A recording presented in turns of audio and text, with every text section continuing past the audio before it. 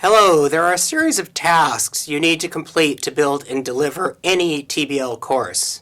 The following pages will guide you through all the steps. In the initial course design stage, you need to chunk, organize, write module aims, and write learning outcomes for each of the modules. To start with, you need to first chunk your course into 4 to 7 pieces. Each piece is usually about 2 to 3 weeks in length, or 6 to 10 classroom hours. If you rely on how textbooks are typically organized, you might have some trouble imagining only 4 to 7 pieces for your course. Often textbooks are a series of topics that almost implicitly want you to lecture one a week. We can fall into this trap because we want to be sure to cover all the content. But TBL is different.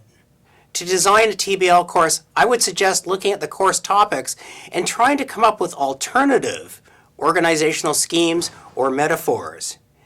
Maybe the course can build around some interesting essential questions.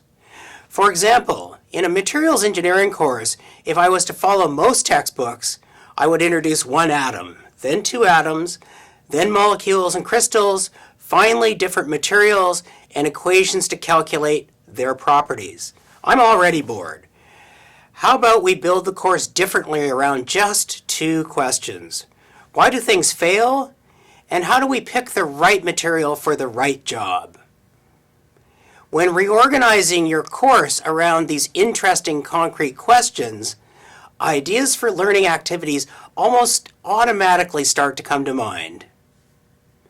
Once you've chunked your course into modules, next it's time to start writing instructional aims for the modules. These are statements that both capture the topic coverage and your hopes and dreams. For example, I hope my students come to appreciate the importance of using design requirements and constraints in making good material selection decisions. Once your aims are clear, you begin working inside each module and trying to imagine the culminating problem or performance that you will let your students do that will let you see that they know. These ideas are the seeds of the 4S activities. With these ideas starting to form, you are then in a position to begin writing your learning outcomes. In the next stage, developing and writing 4S tasks, you further develop these ideas into full 4S team application tasks.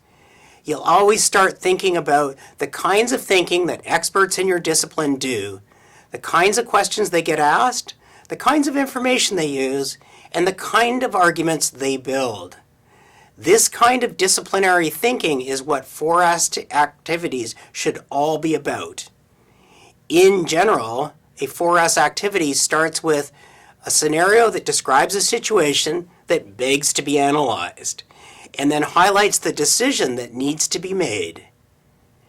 As you create these scenarios, you can incorporate complications, introduce competing interests, add constraints, and describe the real consequences of making the wrong decision. Once the scenario has been created, you create the list of possible decisions or courses of action.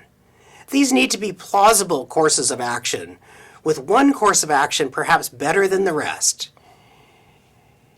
It is by having different teams complete their analysis and arrive at slightly different decisions and justifications that we're ready to have a powerful learning discussion when the teams compare their thinking after the simultaneous report. Once you have clarity on the 4S team application tasks, you can then map backwards to what important foundational knowledge the students will need to have at the beginning of the situation analysis. When you know the requisite foundational knowledge, you know what the RAP needs to focus on and what the readings will need to introduce. This gives you what you need to select an appropriate reading and begin writing readiness assurance questions.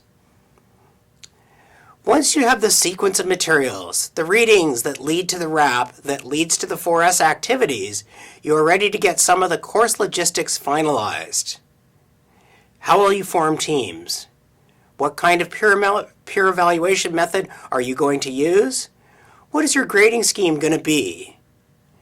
Once you have these details figured out, it is time to turn your attention to planning that crucial first day of class so you can get both you and your students ready for team-based learning.